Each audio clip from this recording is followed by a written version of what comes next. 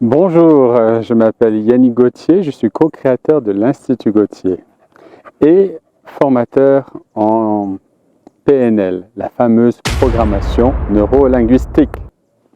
Lors d'une petite assemblée de praticiens et de maîtres praticiens ainsi que quelques formateurs en PNL, Richard Bandler a lancé son nouveau livre Legacy of Masters ou L'héritage des maîtres. Pour le moment, il n'existe que en anglais. Et vous pouvez le commander en cliquant juste sous le lien là, ci-dessous. Je souhaite vous raconter ce que Richard nous a présenté et surtout comment est née la fameuse programmation neurolinguistique ou PNL. C'est un livre qui est exactement ce qu'il prétend être, l'héritage de 53 ans des rencontres avec les plus grands maîtres de la thérapie et du développement personnel et comment Richard à intégrer leur savoir dans la PNL. Quand Richard a commencé, il n'avait aucune intention de faire tout cela. Il était diplômé en mathématiques et ce qui serait maintenant, on appellerait ça l'informatique. D'ailleurs, à cette époque, ça n'existait même pas ce mot informatique. Involontairement, parce qu'il vivait dans une maison appartenant à un psychiatre. Richard Bandler a commencé à lire les livres qui s'y trouvaient. Il pensait à quel point le domaine de la psychiatrie, la santé mentale, était désorganisé. Il y avait beaucoup de livres sur ce qui n'allait pas chez les gens, mais rien qui ne dise quoi faire à leur sujet, autre que de donner des médicaments. Puis, il y avait quelque chose comme un livre de thérapie Gestalt et quelques autres qui faisaient faire des choses aux gens. Mais cela semblait en aucun cas être directement lié à leurs problèmes, soi-disant présents. Dans le cas de patients diagnostiqués de schizophrénie ou de dépression, ou ayant des phobies, la plupart des choses que les psychothérapeutes faisaient venaient toutes de Sigmund Freud. Freud avait l'idée que si vous reveniez en arrière dans votre histoire, comme un archéologue, au cours des 5 premières années de votre vie, quelque chose avait mal tourné. Et si vous pouviez découvrir quel était l'événement traumatisant et comprendre comment vous aviez obtenu votre problème, alors, d'une manière ou d'une autre, par magie, il disparaissait. Cela a été essayé pendant 100 ans et c'était une excellente idée, mais ça ne fonctionnait tout simplement pas. Il y avait beaucoup de gens qui comprenaient, vous savez, ils étaient tombés dans une rivière lorsqu'ils étaient enfants et ils étaient devenus terrifiés par l'eau. Et ils comprenaient parfaitement, mais ils ne pouvaient toujours pas entrer dans l'eau. L'idée pour Richard Bandler était, lorsqu'il regardait la neurologie de l'époque, maintenant nous savons beaucoup plus d'ailleurs sur la neurologie que nous savions à l'époque. Mais sa compréhension de la façon dont nous avons développé les voies neurocorticales, parce que vous devez réapprendre, vous deviez vous rééduquer à l'époque. Si vous déménagez d'une maison à une autre, vous deviez apprendre un nouveau numéro de téléphone. Vous ne pouviez pas continuer à donner aux gens des mauvais numéros, les mauvais numéros de téléphone. Et si votre ami déménageait, vous deviez composer à nouveau le nouveau numéro de téléphone. Sinon, vous ne pourriez jamais leur parler. Psychologiquement, cela se manifestait d'une manière ou d'une autre dans une sorte de chose métaphorique, que les métaphores qu'ils utilisaient changeaient. Il y avait presque 160 écoles de psychothérapie et Richard Bandler a commencé à les examiner toutes. Et certaines d'entre elles étaient assez raisonnables et certaines d'entre elles étaient tout à fait ridicules. Il y en avait une où ils vous chatouillaient juste et parlaient de votre problème. Et vous saviez pour eux que le succès était quand ils arrivaient au point où vous uriniez sur vous-même et c'était considéré comme l'aperçu. Il y en avait d'autres où vous hyperventiliez et vous mettiez un matelas avec une canne en criant « Maman, maman, maman ». Certains d'entre eux reliaient tout à vos parents. Les gens venaient et disaient « Vous savez, j'ai peur de l'attitude ». Et ils disaient « Parlez-moi de votre mère ». Et en tant que logicien, cela n'avait aucun sens pour Richard Bandler. Maintenant, involontairement, il a reçu un appel de la personne qui possédait cette maison, le psychiatre. Il lui a dit que Virginia Satir venait et qu'elle était une psychothérapeute très célèbre, ayant littéralement fondé le domaine de la thérapie familiale. Une femme très puissante qui allait séjourner. Et ils ont dit à Richard Bandler de l'aider un peu car elle était une fille de la ville, elle ne savait probablement pas allumer un feu. Lorsqu'elle est arrivée, Richard Bandler a commencé à lui poser des questions sur ce qu'elle faisait. Deux choses étaient évidentes. D'abord, elle ne savait pas ce qu'elle faisait consciemment, mais elle savait très bien le faire. Elle se concentrait également sur l'obtention de résultats. Elle a dit qu'elle avait lu tous ces livres de psychologie, qu'elle ne comprenait vraiment rien à tout ça. Ce qu'elle faisait, c'était se concentrer sur la façon dont la famille créait le problème, puis trouver quelqu'un dans la famille à changer pour faire disparaître le problème. Et cela, dans plus de 1000 livres que Richard Bandler avait lus, c'était la première fois que quelqu'un lui disait quelque chose qui avait du sens pour lui. Richard Bandler a dit qu'il aimerait la voir travailler un jour.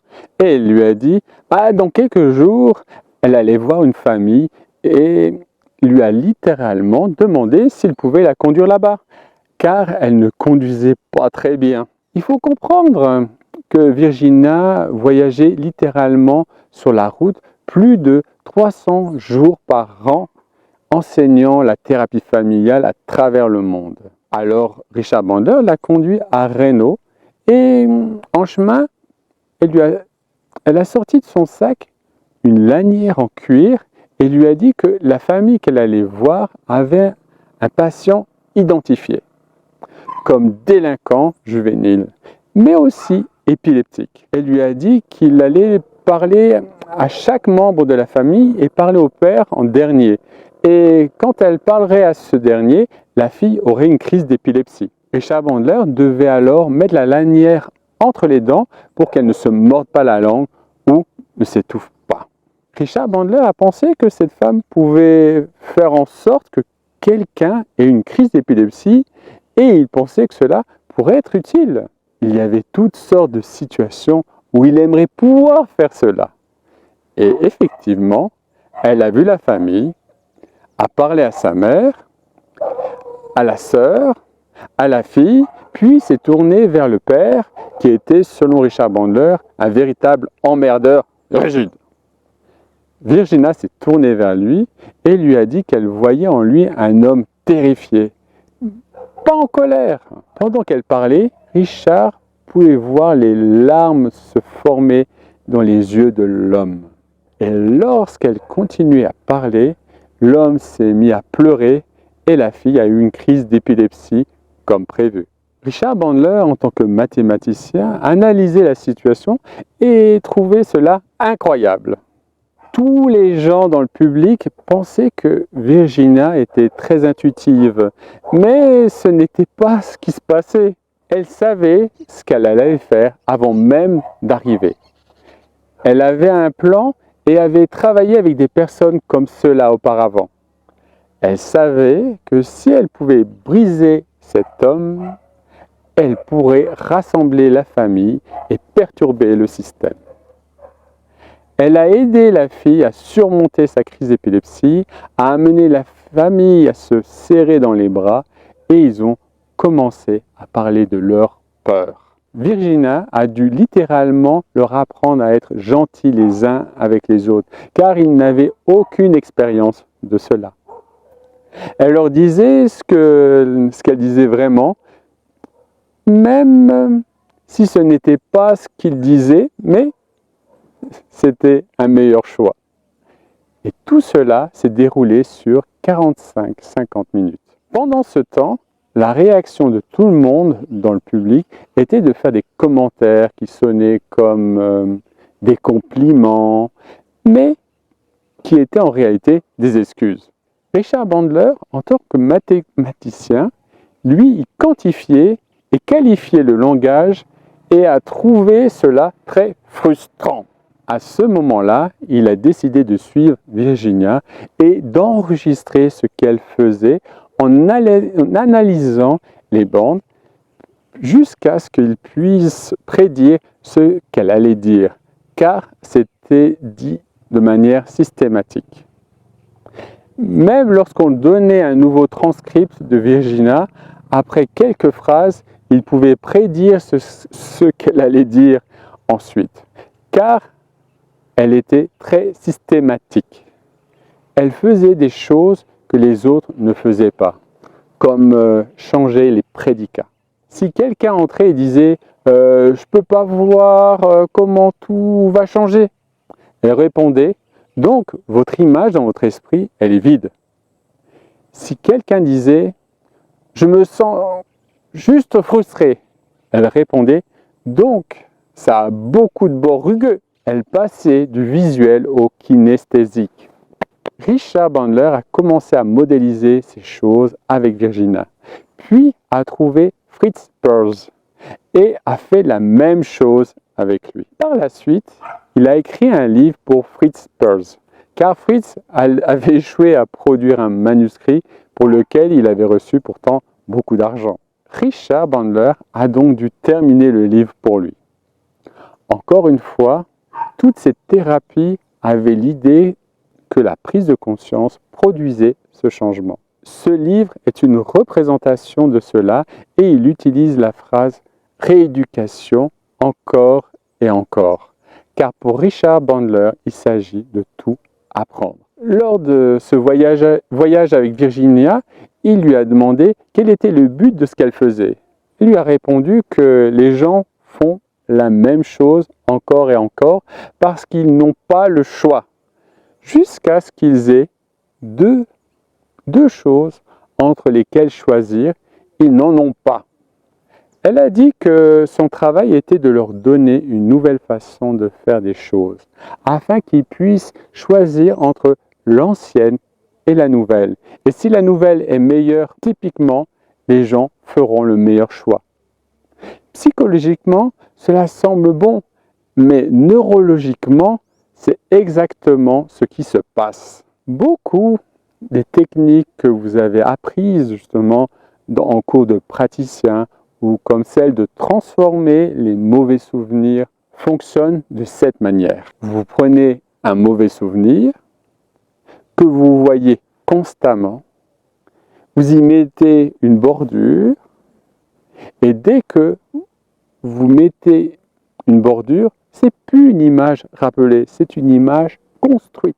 Vous êtes maintenant dans une partie différente de votre neurologie. Si vous la réduisez, la rendez en noir et blanc et clignotez, soudain, les gens la regardent et ne se sentent pas mal.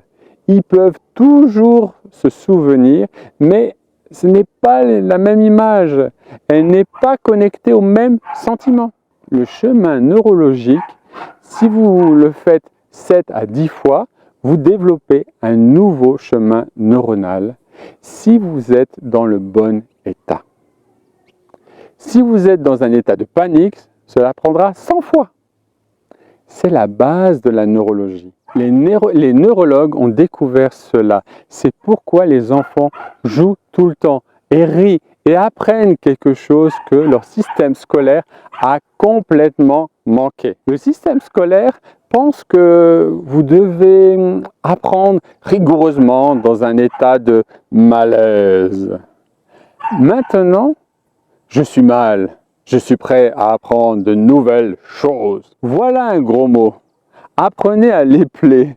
Sentez-vous mal pendant que vous le faites. Cela nécessite 100 répétitions et essentiellement, vous apprenez que vous détestez ce mot.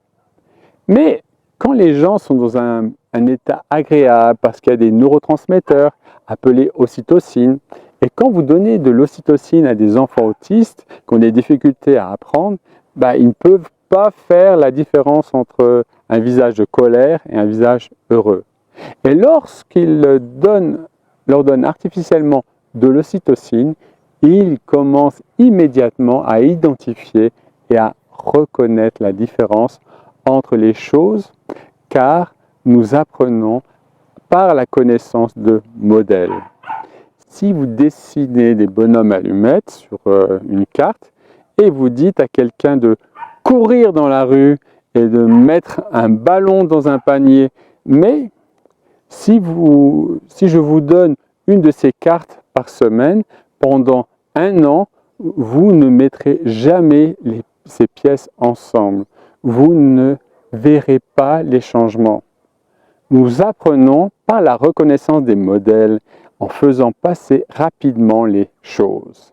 Beaucoup de techniques de la PNL nous font exécuter rapidement les choses dans une nouvelle direction pour essayer de construire des voies corticales. Il y avait un gars comme Albert Turing, un Anglais très célèbre qui a conçu des systèmes de mémoire pour les premiers ordinateurs. Quand ils étaient encore dans d'énormes bâtiments, une machine de Turing était un peu comme des assiettes dans une cafétéria. Quand vous mettez la première assiette, elle descend. Et la deuxième assiette va dessus. Et la troisième par-dessus. Notre mémoire est beaucoup comme ça. Nous avons un numéro de téléphone, puis nous grandissons et déménageons. Nous obtenons un nouveau numéro de téléphone, un nouveau téléphone portable, et finalement, vous avez 7 ou 8 numéros, vous ne voyez jamais le premier. La psychologie veut revenir en arrière et trouver la première assiette pour aider celle du dessus. Quand il s'agit de problèmes émotionnels, de mauvaises choses qui se sont produites, des expériences traumatisantes par exemple, elles ressortent. Plus les sentiments sont forts, plus le souvenir est vif. C'est une des raisons pour lesquelles les gens reviennent avec un stress post-traumatique. Ils ont été dans un état de forte adrénaline pendant des années et lorsqu'ils reviennent, les choses ne leur semblent pas du tout réelles. Ils ne se sentent pas aussi connectés qu'ils l'étaient avec les personnes qui essayaient de se maintenir en vie. Et quand ils les entraînent à être des soldats, ils ne les entraînent pas à rentrer chez eux. Richard Bandler a eu beaucoup de vétérans au fil des ans et une grande partie de son travail consiste à réduire l'intensité de ces images et à mettre en avant leur famille plus grande et plus vive. S'il peut le faire dans un état où ils ne sont pas stressés, cela fait partie de la raison pour laquelle il raconte beaucoup de blagues pour mettre les gens de bonne humeur. Richard Bandler pointe l'absurdité de la vie et il suffit généralement à faire rire n'importe qui et s'il souligne l'absurdité de la thérapie qu'ils ont suivie, cela aide toujours. Il souligne une chose, souligne encore. Oh, d'accord, merci. C'est pourquoi son nom figure sur les certificats, car Richard Bandler certifie tous les certificats. Et les parties de la société ont disparu. Il y a des gens qui sont devenus formateurs, simplement parce qu'ils possèdent une imprimante, c'est vrai. Mais la chose qu'ils ne peuvent pas être, c'est d'être des praticiens agréés. Donc, pour ceux d'entre nous qui sont des praticiens agréés, doublez la taille du mot certifié sur votre carte de visite. Et ce cercle, le R là, faites-le en grand. Pas un petit cercle autour du R, mais un grand cercle, un grand R. C'est une marque déposée qui montre que Richard Bandler a approuvé la formation que nous avons suivie. Il met beaucoup de valeur dans ce qu'il a enseigné à ses formateurs. Et crois-moi, il essaye d'être aussi minutieux possible avec ces personnes, même lorsqu'il reçoit quelqu'un qui a été formé par quelqu'un d'autre. Il passe en revue la liste pour découvrir ce qu'ils savent et ce qu'ils ne savent pas. Et ce qu'ils savent pas est parfois beaucoup plus grand que ce qu'il aurait cru. Parmi les choses qu'il considère comme essentielles pour pouvoir enseigner un cours de praticien, certaines personnes en manquent les 3/4. Ils peuvent connaître le métamodèle, mais ils ne savent pas comment il fonctionne, et ce qui est un gros problème. Par exemple, si quelqu'un dit « je suis déprimé » et que vous lui demandez « à propos de quoi ?» cela vous ramènera à nulle part. Cela pourrait être dans le métamodèle, mais ce n'est pas la façon de l'utiliser. Vous devez toujours viser les plus gros morceaux pour avoir le plus grand effet. Donc si quelqu'un entre et dit « je suis déprimé », Richard le regarde toujours et dit « comment savez-vous cela? Peut-être que vous êtes heureux. » Et il répond toujours « je pense pas ». Et il dit « oui, peut-être que vous êtes heureux. » Et il répond « ah, bien, mon psychiatre a dit… » Et il lui demande « vous a-t-il déjà menti ?» Richard Bandler veut savoir ce qu'ils font. Quelle est la procédure afin que, s'il devait faire la même chose, cela le rendrait déprimé. Pour lui, cette règle empirique est essentielle. Son livre contient les règles empiriques, les guides qu'il utilise, car pendant 53 ans, la façon dont il a développé ses compétences n'est pas en faisant la même chose encore et encore, ou en défendant une théorie. Dans ces 160 écoles de psychothérapie, il criait toutes qu'elles avaient la bonne approche, mais aucune d'entre elles ne pouvait obtenir systématiquement un résultat cohérent avec n'importe quel symptôme, avec n'importe quelle phobie, rien. Il n'y avait pas un seul exemple où quelqu'un avec un certain problème pouvait entrer et repartir sans ce problème. Ils devenaient tous nerveux et disaient « ça ne marche pas comme ça !» La psychothérapie consiste à construire un lien entre le thérapeute et le patient, plus fort que tout ce qu'ils ont dans leur vie personnelle, afin d'avoir cette confiance pour explorer et peler les couches de leur personnalité.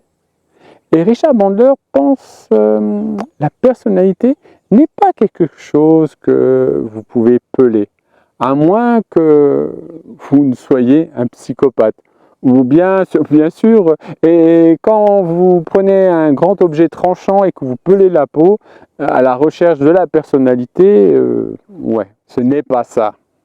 Nous avons de magnifiques cerveaux capables d'apprendre, et ils apprennent de bonnes choses. Et une partie de ce qu'ils apprennent, c'est juste des conneries, et il faut l'admettre.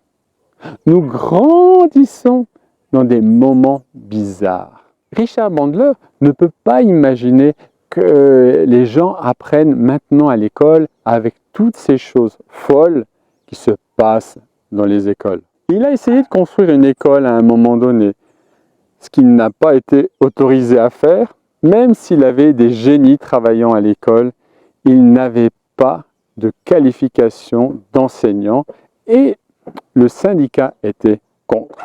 Il y avait des gens comme Buckminster Fuller et des personnes qui ont consacré du temps à l'enseignement. Le chef d'un orchestre allait enseigner la musique à des enfants de 5 ans afin qu'ils apprennent réellement à jouer d'un instrument. Ils allaient leur donner des stratégies pour apprendre la musique, l'art, l'architecture, de sorte qu'à la fin de la 6e année, ils pourraient choisir un sujet et en lire davantage.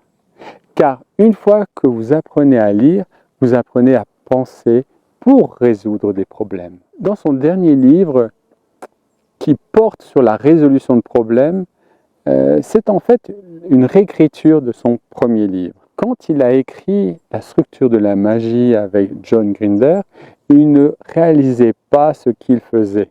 Il voulait simplement modéliser ce que faisaient les psychothérapeutes qui ont réussi, et ils ont construit un modèle en prenant le modèle de langage de Noam Chomsky, un célèbre linguiste, et en découvrant comment il pouvait être applicable comme outil pour recueillir des informations.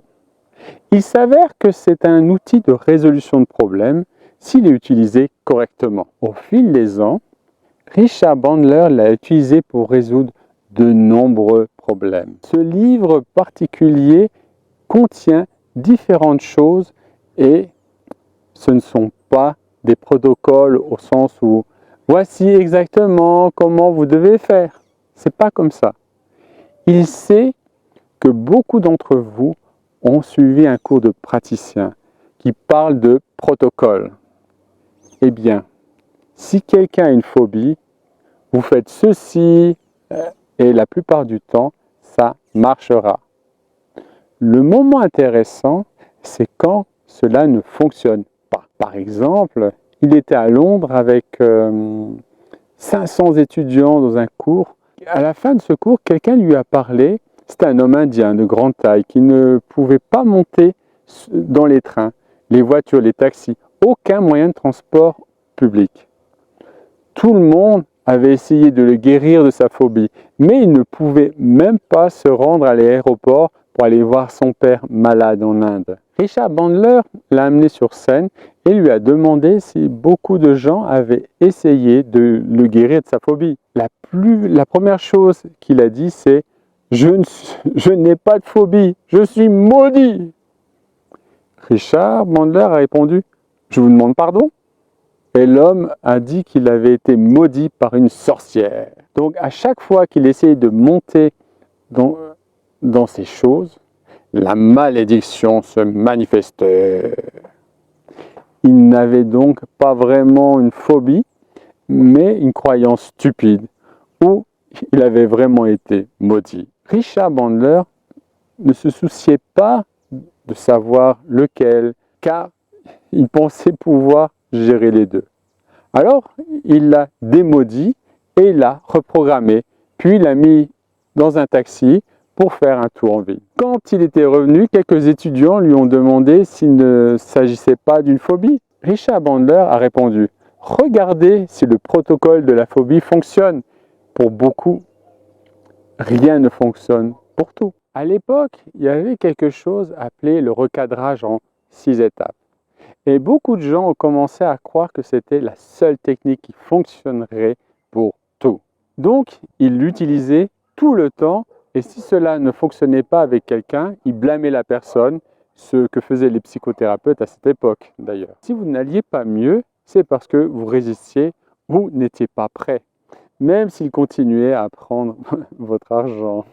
Richard Bandler trouvait des failles dans la logique de tout cela. Pour lui, quand quelque chose ne fonctionne pas, cela vous indique que cela fonctionne avec ceci, mais quelle est la différence? Une partie de la raison pour laquelle il a commencé, c'est que tout le monde lui parlait d'hypnose. À l'époque, en Californie, il y avait beaucoup d'écoles de psychothérapie différentes.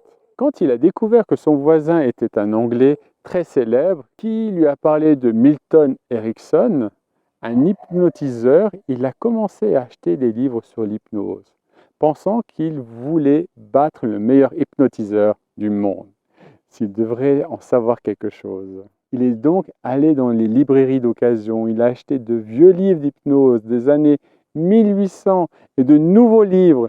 Il a lu tous ces livres, puis a commencé à demander aux psychothérapeutes s'ils connaissaient quelque chose à propos de l'hypnose. Ils entraient tous dans un état bizarre, disant que l'hypnose était mauvais, que ça n'existait pas, et qui lui semblait contradictoire pour un mathématicien comme Richard Bandler. Puis, il disait que si vous supprimiez un symptôme avec l'hypnose, il en ressortait un autre ailleurs. Vous ne dites pas cela à un mathématicien sans l'exciter, car c'est exactement ce que font les mathématiciens. Ils manipulent ces nombres et ces nombres changent. C'est c'était passionnant pour Richard Bandler.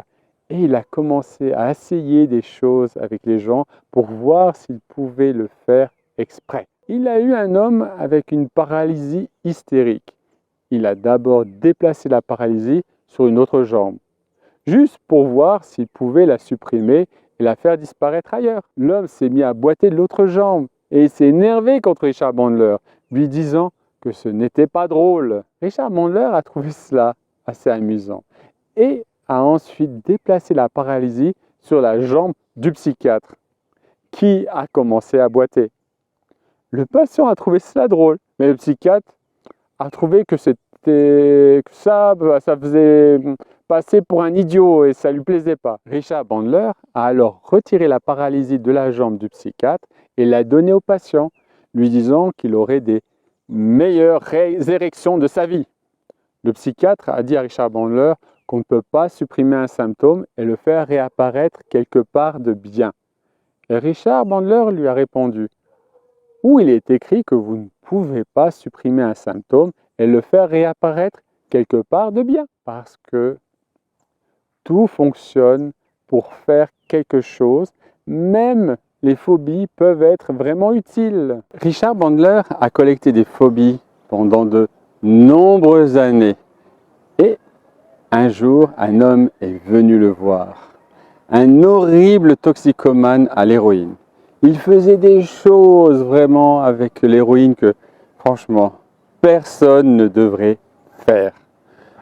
Comme, par exemple, se l'injecter dans le pénis. Parce que c'était un tel rush pour lui. Richard Bandler ne pense pas que, naturellement, un pénis et l'aiguille sont une transition naturelle. Et ce gars sniffait de l'héroïne. Il la mettait dans son anus et il faisait tout avec. C'était un musicien qui valait des centaines de millions de dollars et il se tuait à petit feu. Son manager a demandé à Richard Bandler de l'aider à arrêter, ne serait-ce qu'au moins un moment. Richard Bandler l'a mis dans un état de transe profonde et a configuré sa neurologie là avec des signaux des doigts pour dire oui, pour dire non. Il a demandé à son inconscient s'il se souvenait du moment le plus terrifiant de sa vie et a multiplié ce sentiment par 100 et a demandé à son inconscient de générer cette réponse chaque fois qu'il regardait l'héroïne. Encore moins, il essayerait de la mettre dans son corps jusqu'à ce qu'il soit propre. Quand il s'est réveillé, Richard Bandler lui a demandé s'il avait de l'héroïne sur lui. Et il a menti en disant non. Richard Bandler avait un chien qui pouvait détecter la drogue. Alors, il a dit au chien de chercher la drogue.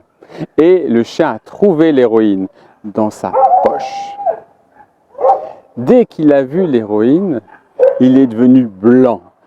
Blanc comme un linge tremblant de terreur. Richard Bandler a pensé que la phobie pouvait être une bonne chose. Ce n'est pas tout.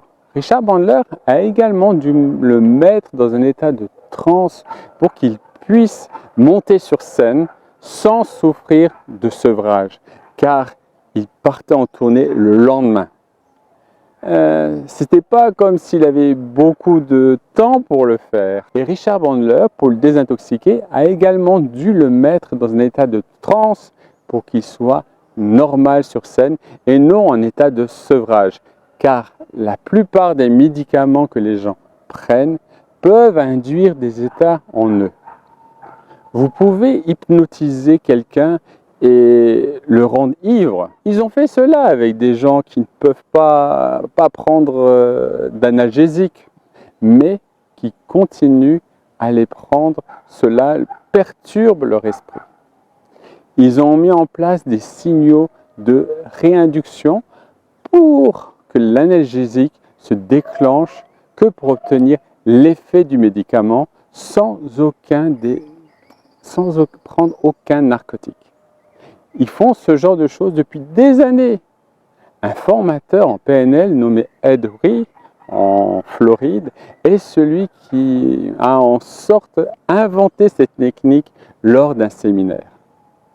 Richard Bandler est entré et l'a vu faire avec une dame de 70 ans, en lui demandant quel était son médicament préféré. Richard Bandler pensait qu'elle allait dire que c'est de la marijuana ou quelque chose comme ça, mais elle a répondu la codéine. Il lui a demandé où dans son corps elle ressentait la codéine en premier quand elle l'avalait. Elle a dit qu'elle commençait à ressentir des picotements dans les doigts, puis cela se propageait sur les poils de ses bras.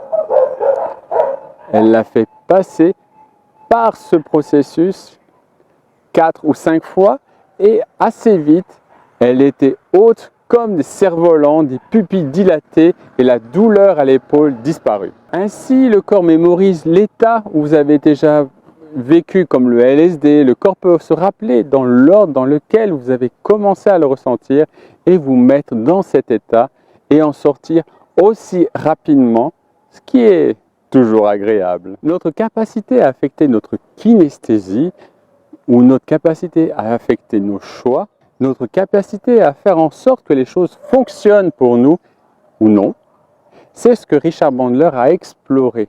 Lorsqu'il a mis en place sa pratique, il a réuni des groupes de psychiatres et leur a littéralement demandé quelle était la chose la plus difficile à traiter. Au début, ils ont dit les phobies, alors que Richard est en partie de la recherche de personnes qui avaient surmonté des phobies et a découvert comment elle l'avait fait par elle-même sans thérapie. Quel était le processus mental qui a recréé ce processus mental? Fondamentalement, ils se regardaient eux-mêmes faire encore et encore et en avaient assez. Ils se disaient, je suis tellement fatigué d'être aussi stupide et d'avoir l'air aussi stupide en public. Mais pendant qu'ils y pensaient, ils voyaient toujours l'objet de leur peur. Richard Bandler a eu un pilote de course qui était terrifié par les escaliers mécaniques. Il pouvait monter dans une voiture et conduire à 400 km/h, côte à côte avec toutes ces choses autour de la piste, mais il ne pouvait pas monter sur un escalier mécanique. Il s'approchait de l'escalier et ses jambes flanchaient. Il a dit à Richard Bandler qu'il venait le voir car il pensait à son fils. Son fils était encore un bébé, mais dans quelques années, il l'emmènerait dans un centre commercial et il verrait son père s'effondrer devant un escalier mécanique. Soit son fils allait apprendre à avoir le même problème, soit il allait se moquer de lui et la dernière option le terrifiait. Richard Bandler a dit que c'était un bon point de départ. Heureusement, ils étaient en face d'un centre commercial à Hollywood qui avait 5 escaliers mécaniques montants. Certains d'entre vous connaissent probablement ce centre commercial en face de l'hôtel Sofitel. Richard Bandler l'a amené de l'autre côté de la rue et il ne pouvait même pas regarder l'escalier, ses jambes tremblaient de peur. Richard Bandler lui a alors fait regarder sa propre peur et s'enlacer. Puis, il a imaginé l'idée qu'il montait et descendait l'escalier mécanique dans son esprit, devenant plus normal à mesure qu'il reculait du bâtiment. Car normalement, nous ne faisons pas fonctionner nos processus neurocorticaux en avant et en arrière, et lorsque vous les faites fonctionner à l'envers, cela les aplatit. Ils ne s'exécutent pas automatiquement aussi facilement en avant. C'est une astuce neurologique. La plupart des bases de la PNL pour un praticien ne sont pas des choses psychologiques. Ce ne sont des astuces neurologiques où vous trompez la neurologie pour avoir 2 choix. Et typiquement, les gens choisiront celui où ils se sentent le mieux. C'est ainsi que les gens deviennent accros à l'héroïne. Cela leur procure une sensation meilleure que l'état normal. Mais si vous pouvez la rendre pire, ils choisiront l'état normal. Maintenant, si vous pouvez leur donner un état où ils se sentent encore mieux que cela, de sorte qu'ils aient 3 choix, vous pouvez amener les gens à abandonner les drogues dans la plupart des cas. Quand Richard Bandler a commencé à travailler avec les gens pour arrêter de fumer dans les années 70 et 80, tout le monde fumait. Il se souvient être allé chez le médecin et de voir le médecin fumer. Il y avait des cendriers dans les avions. Tout le monde fumait partout. Lorsqu'ils ont essayé de réduire le tabagisme, il y avait toutes ces cliniques pour arrêter de fumer où ils vous mettaient dans un bain chaud rempli de mégots de cigarettes et vous sortiez avec une horrible odeur de nicotine. Puis les gens sortaient, se douchaient, allaient allumer une cigarette en disant « Dieu, qu'est-ce que c'était affreux !»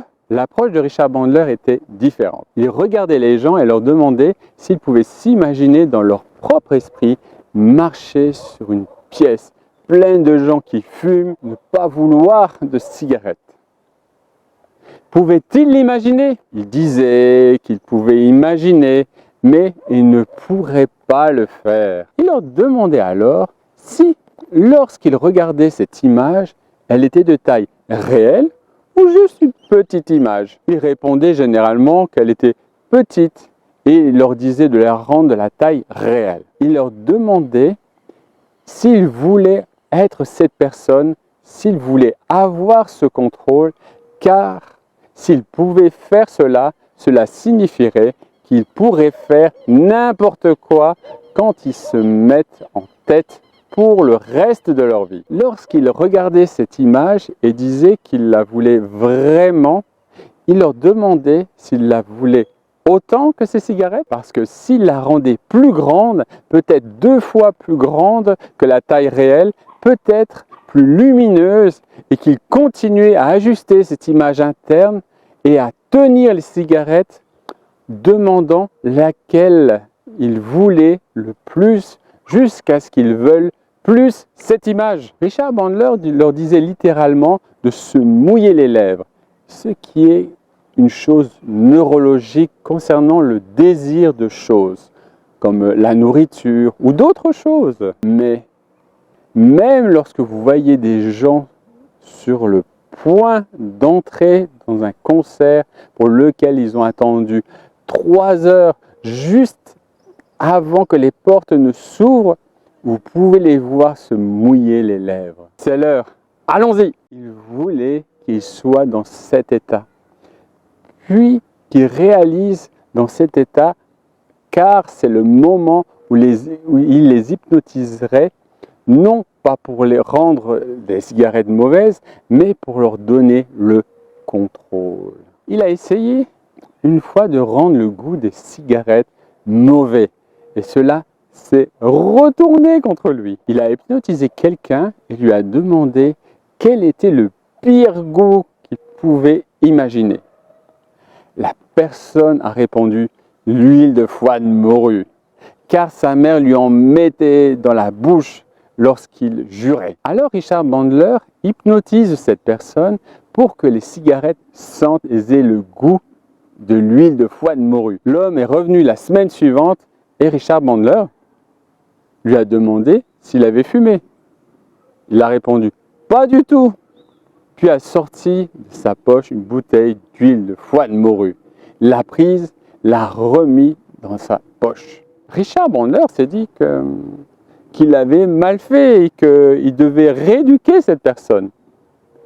Donc, ce qu'il a commencé à faire, c'est de dire aux gens que bientôt, ils commenceraient à ressentir des symptômes de sevrage et chaque fois qu'ils essaieraient de fumer, ils penseraient que ressentir le sevrage signifie qu'ils veulent une cigarette. Mais Richard Bandler le disait que ce n'est pas cela qui signifie qu'ils font exactement la bonne chose pour réaliser leur rêve et devenir non-fumeurs.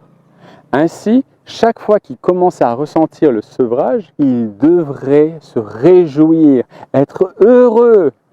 Il induisait cela hypnotiquement de sorte que dès qu'ils commenceraient à ressentir le sevrage, ils prenaient une profonde respiration, la relâchaient et commençaient à se sentir vraiment bien dans toute leur peau, ressentant une poussée d'endorphine, ce qu'ils obtenaient de toute façon en fumant.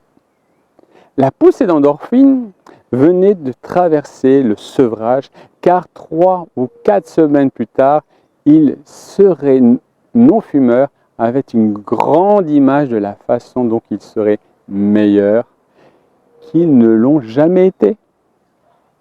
Et ensuite, tout ce qu'ils avaient donc besoin, c'était de nouvelles images pour avoir de meilleurs rêves, plutôt que de se demander d'où viendrait leur prochaine cigarette, leur prochain bonbon, leur prochain gâteau ou leur prochaine dose. Maintenant, il y a des drogues partout. Vous devez être conscient que les drogues peuvent vous tuer maintenant. Dans les années 60, elles vous rendaient stupide, mais ne vous tuez pas. Mais maintenant, c'est une condamnation à mort. Richard Bandler connaît le capitaine de la police de Glendon en Pennsylvanie, qui lui a dit que tous les policiers doivent maintenant porter de la naloxone avec eux, car ils trouvent des gens mourants partout. Quelqu'un leur donne des bonbons et ils sont remplis de drogue qui traversent la frontière. Nous devons apprendre aux gens à être plus intelligents. Ce livre parle d'enseigner à vos clients à être plus intelligents. Pendant 50 ans, Richard Bandler a pris des cas de personnes abandonnées par tout le monde. Parfois, il a fait des choses scandaleuses, surtout au début de sa carrière. Ce livre n'est pas sur des choses les plus folles. C'est quand il est allé au-delà de faire des choses folles et à trouver des moyens plus faciles à faire les choses. Il contient 4 très longs scripts d'hypnose à partir desquels vous pouvez apprendre des techniques hypnotiques. En fait, lorsque vous passez par des protocoles et qu'il y est dit que c'est un bon moment pour permettre de mettre en place des signaux, donc des doigts, il y a une sorte de code QR qui vous amène directement à l'endroit où Richard Bandler met en place des signaux de doigts. Et vous pouvez regarder une vidéo de cela. C'est un outil d'apprentissage, car pour Richard Bandler, la raison pour laquelle ce livre s'appelle Legacy of Masters, c'est que vous êtes son héritage. Ce qu'il laisse derrière lui devrait être votre capacité à regarder les choses difficiles comme des défis, à regarder quand la guérison de la phobie ne fonctionne pas. Ah, c'est là que vous apprenez quelque chose de nouveau. Là où vous sortez de ce vieux métamodèle et commencez à explorer, à découvrir de nouvelles techniques. Richard Bandler lit tout ce qui existe autour de la neurologie. Et la plupart du temps, c'est inutile car ils décrivent juste que le cerveau est là et qu'il y a ceci et cela. Mais de temps en temps, un de ces neurologues écrit quelque chose d'intéressant dans des articles de journaux, dans une petite section sur des choses étranges qui se produisent. C'est ainsi qu'ils ont découvert les accès oculaires. Richard Bandler a lu un article d'une femme nommée Dorothy Cameron. Elle a attaché de petites choses aux yeux car les yeux bougent tout le temps. Elle a mis une image d'une maison blanche et l'a attachée aux yeux et après quelques instants, puisque l'image bouge, elle disparaît. Car c'est seulement parce que l'œil bouge que vous êtes capable de voir. Car les neurones s'épuiseraient si vous continuez à activer le même neurone. Elle prouvait que c'était le cas, puis elle demandait aux gens ce que c'était comme image. Parce qu'elle disait que l'image avait disparu. Elle demandait, c'était une image de quoi? À 85% d'entre eux regardaient en haut, à gauche, et répondaient, c'est une maison blanche. Elle disait que cela devait signifier quelque chose, Lorsque Richard Bandler a lu l'article, il est allé dans la classe là, à l'université, où il y avait 300 étudiants, et leur a demandé « De quelle couleur sont les yeux de votre mère ?» Et tous les gens ont regardé vers le haut, sauf ceux qui portaient des montres et à ce bras gauche. Et oui, les gauchers regardaient de l'autre côté. Richard Bandler s'est alors dit « Waouh, il y a un modèle ici !» Il a commencé à poser d'autres questions comme « Quelles sont les 4 premières notes de la symphonie de Beethoven ?» Et beaucoup de gens les ont fait à haute voix. Il leur a dit de ne pas le faire à haute voix, mais dans leur tête. Et ils ont fait da, ta, ta, ta, da. Et il leur a demandé qu'est-ce que vous ressentez quand vous glissez dans un bain chaud. Et 80% de l'auditoire ont déplacé leurs doigts vers le milieu et ont regardé en bas et à droite. Et il s'est dit, waouh! Il a alors commencé à écouter, à regarder, à remarquer que les gens faisaient cela, puis utiliser des prédicats correspondants. Tout le matériel sur les systèmes représentatifs sont dans les anciens livres. Son développement personnel est représenté par ces livres. 50 ans, 35 livres et quelques-uns qu'il a écrits, mais qui n'ont jamais été publiés. L'un d'eux a été perdu dans le processus de publication. Il a écrit un livre et a donné à la personne qui le tapait, qui a oublié de mettre le fixatif et le livre a disparu. Il avait les notes, il aurait pu le réécrire, mais il a écrit les livres pour apprendre des choses. Ce livre en particulier a été en grande partie dicté, donc la plupart contient les codes QR où vous pouvez vous asseoir. Parce que Juan et Richard Bandler avaient des conversations. Juan posait des questions comme « Avez-vous déjà traité ceci ?» Les grincements de dents, toutes sortes de choses et des compétences hypnotiques. L'hypnose est apparemment un mauvais mot. Il y a des gens qui disent que l'hypnose est une mauvaise chose selon la Bible. Ce n'est pas le cas d'ailleurs. Les gens utilisent beaucoup la Bible pour justifier tout et n'importe quoi. La Bible dit que les avions à réaction sont mauvais. Mais il n'y avait pas d'avion à réaction à l'époque.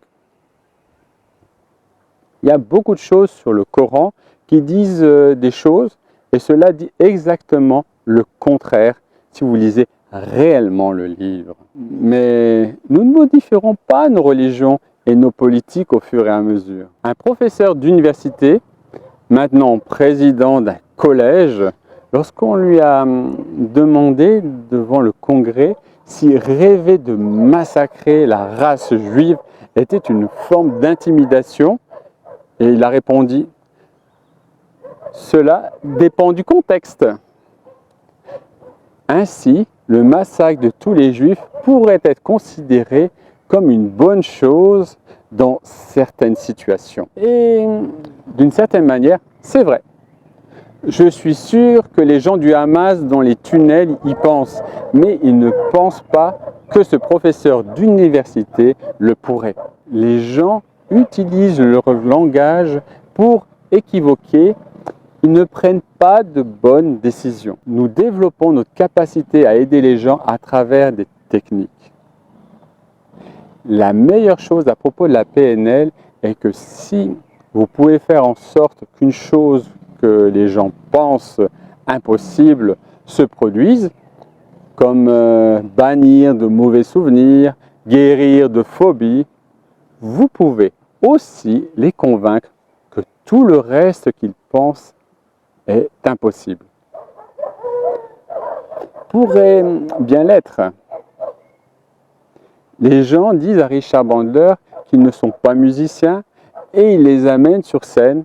En quelques minutes, ils se mettent à jouer de la musique. Soudain, il demande à la même personne « Pensez-vous être musicien ?» Et il répond « Peut-être que je le suis ». Richard Bandler leur dit que tout ce qui les sépare de la musique, de l'art, de la poésie, c'est d'avoir une bonne stratégie pour le faire et la pratiquer. Dire qu'une forme d'art est meilleure qu'une autre est subjectif. La seule personne que vous devez satisfaire, c'est vous-même. Lorsque Richard Bandler était à l'école, ils lui ont tous fait dessiner un bol de fruits. Il n'avait jamais même vu un crayon de couleur, encore moins en tenu un. Le garçon à côté de lui a dessiné une photographie avec des crayons. Il ne sait pas comment il a fait, tandis que son propre dessin ressemblait à un éternuement de crayon sur le papier. L'enseignant est passé et lui a dit « Vous n'êtes pas un artiste ». Richard Bandler a pensé « Je ne suis pas un artiste ». C'était la première expérience de l'hypnose. Des décennies plus tard, chaque fois qu'il passait devant un magasin d'art où vous voyez quelqu'un peindre, dessiner, il entendait cette voix dans sa tête « Je ne suis pas un artiste ». Sa première femme lui a dit un jour, alors qu'il était devant un magasin d'art à Londres, « Hé, Richard, achetons du matériel d'art et dessinons ce soir !» Il l'a regardé et a dit « Je ne suis pas un artiste ». Elle l'a giflé et a dit « Ça ne te ressemble pas ». Il a répondu « Je ne suis pas un artiste ». Elle a dit « Voyons voir ». Parce que si vous ne vous donnez pas la chance d'apprendre et de comprendre des choses, sachez qu'il existe des livres pour cela. Richard Bandler a découvert qu'il y avait un livre sur le dessin juste sous ses yeux. Maintenant, sur YouTube, vous pouvez apprendre tout ce que vous voulez. Il a offert à l'un de ses petits-fils des leçons de guitare. Et le petit-fils a répondu « J'en ai pas besoin, j'ai YouTube ». Être grand-parent a été remplacé par YouTube. Mais il peut apprendre à son propre rythme, trouver les plus grands musiciens qui montrent comment faire. L'information explose, mais l'intelligence, elle ne suit pas. Et il est de notre devoir de combler cet écart.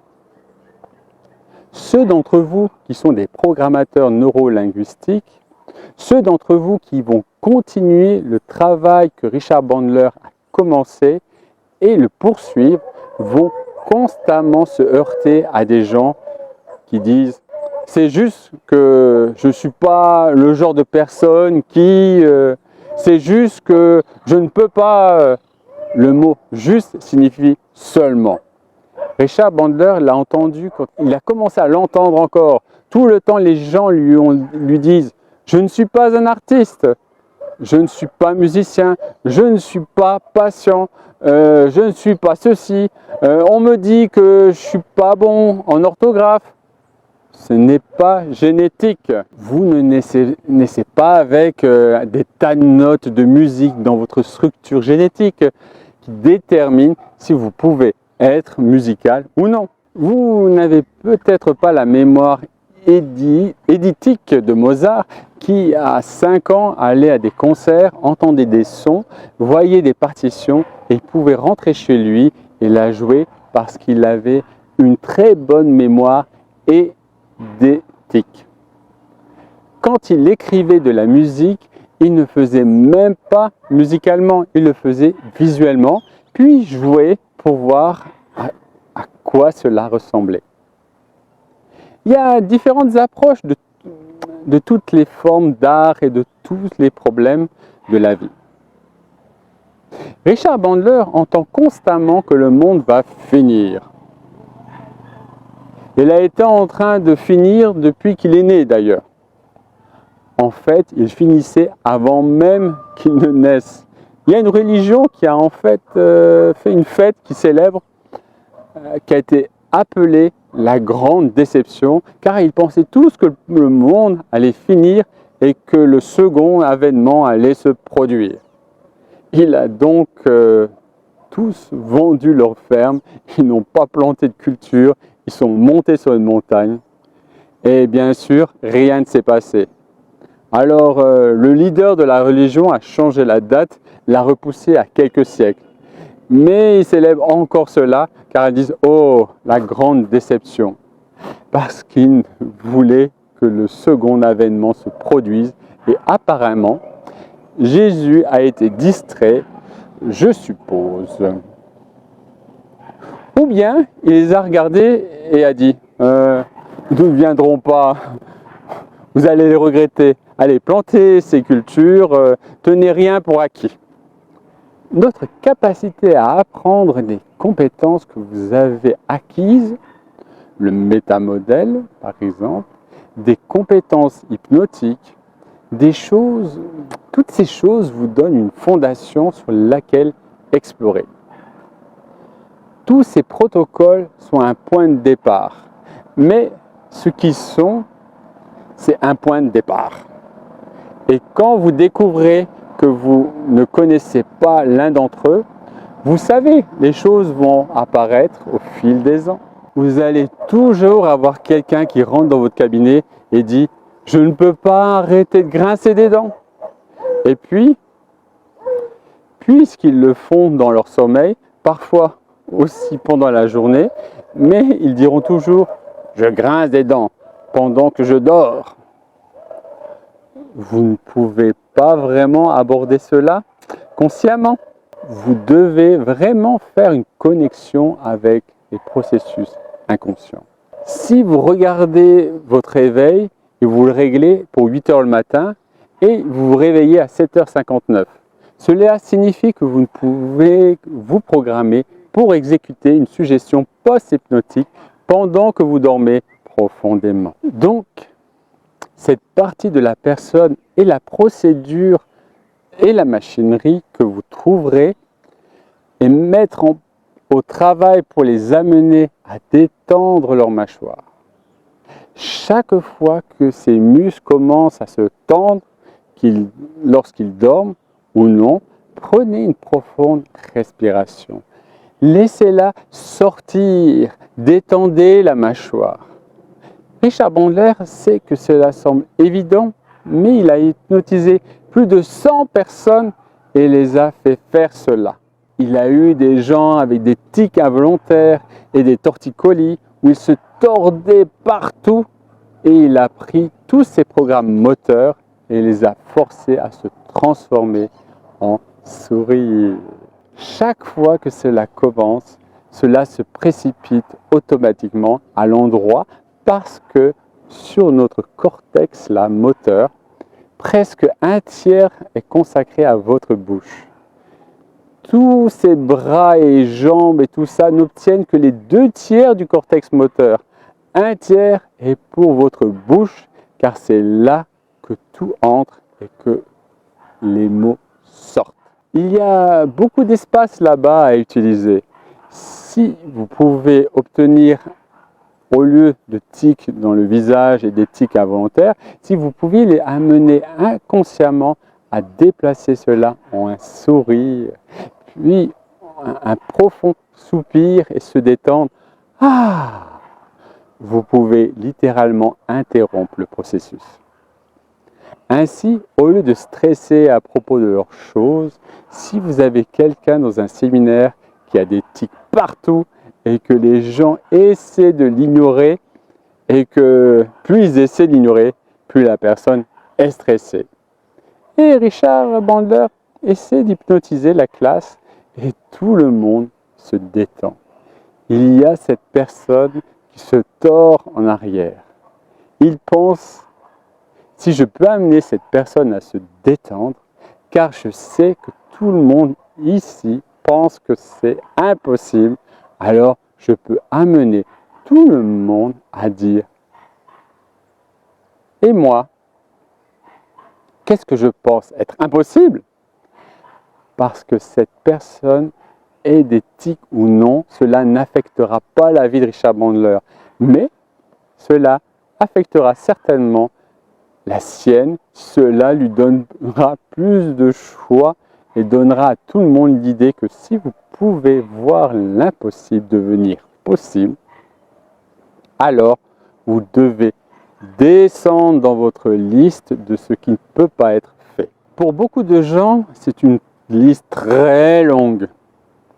Ce ne sont pas les choses que vous voulez, que vous n'avez pas, ou les choses que vous n'avez pas, que vous ne voulez pas.